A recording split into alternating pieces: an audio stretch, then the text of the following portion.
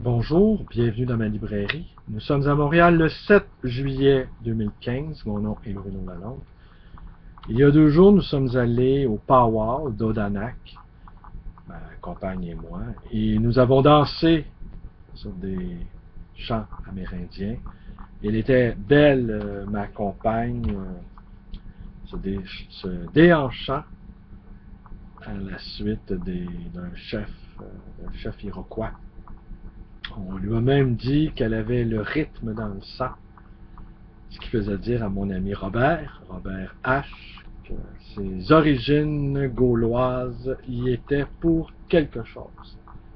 André Breton se refusait d'aller en Italie et d'aller en Grèce, jugeant que ces deux branches de civilisation tant louées avaient été des civilisations colonisatrices de l'esprit gaulois, de l'esprit celte, et qu'il fallait retrouver, que les Européens, enfin les Européens du Nord et les Français, devaient retrouver cet esprit-là, l'esprit magique, l'esprit de la forêt, l'esprit magique de la forêt.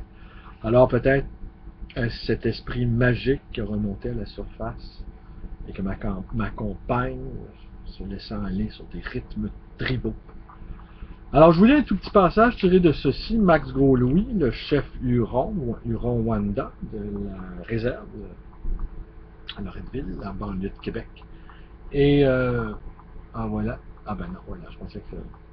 Alors, Max Gros-Louis, qui est un militant infatigable de la cause autochtone, nous révèle qu'il est également un bibliophile, un amateur de livres. Et je me disais, on est peut-être rendu à un stade où il n'y a que les indigènes pour apprécier les livres, les primitifs du futur, disait l'autre, pour apprécier ces livres-là, qu'au fond nous étions peut-être éblouis, comme nous pourrions l'être, par des bijoux somptueux, les livres, les bijoux somptueux. Il parcourt le territoire dans toutes les régions du Québec, allant d'un campement à l'autre en canot, en avion ou en hydravion.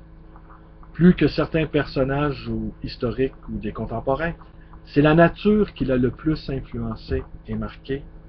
Une seule exception, Louis Riel. Une des collections particulières qu'il a constituées au sein de sa bibliothèque. Lecteur avide, Max Gros-Louis a lu tous les livres écrits sur le chef métis. La plupart de ces livres se trouvent dans sa bibliothèque personnelle, parmi plus de 5000 livres achetés au cours des années. J'ai créé des collections spéciales dans ma bibliothèque, les principales étant Marius Barbeau, le premier ethnologue à la fois des Amérindiens et à la fois des Canadiens français, en tout cas un des premiers, Louis Riel, les métis et les traités.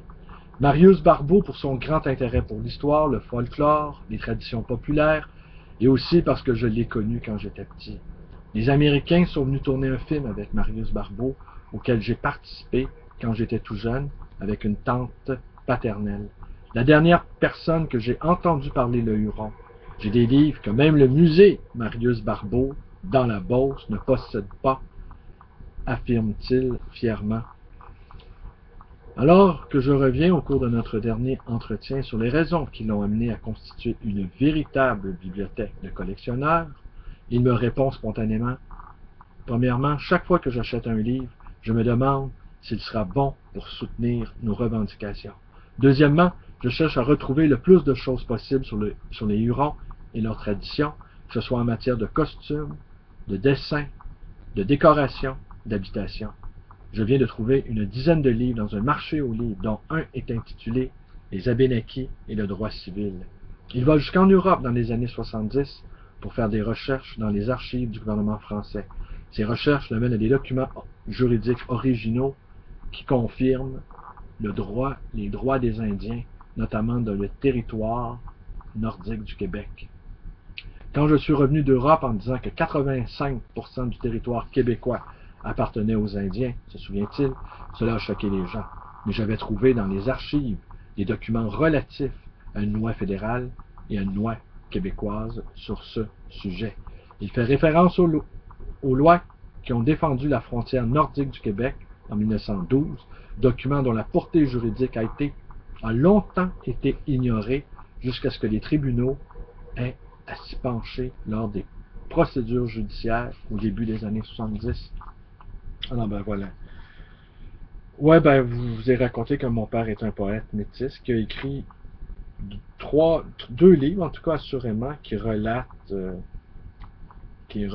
certaines traditions amérindiennes et également des contes des coureurs des bois, qui étaient des figures admirées par les Premières Nations, les coureurs des bois qui faisaient l'aller-retour entre les diverses tribus, qui parlaient les langues indigènes. Et Fisher, dans son livre Le rêve de Champlain, nous révèle qu'ils avaient réussi, ces coureurs des bois, avec certaines tribus amérindiennes, qu'ils avaient choisi ce qu'il y a de plus complexe dans une langue indienne et ce qu'il y avait de plus complexe dans la langue française, pour créer une sorte de langue nouvelle, une sorte d'idiome nouveau, poussant à l'extrême sophistication les caractéristiques communes des deux langues.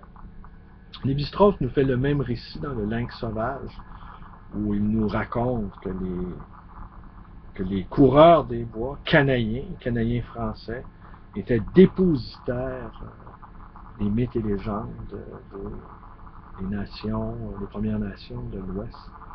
Alors voilà, au début des années 90, j'ai vu mon père, je l'ai vu une fois seulement.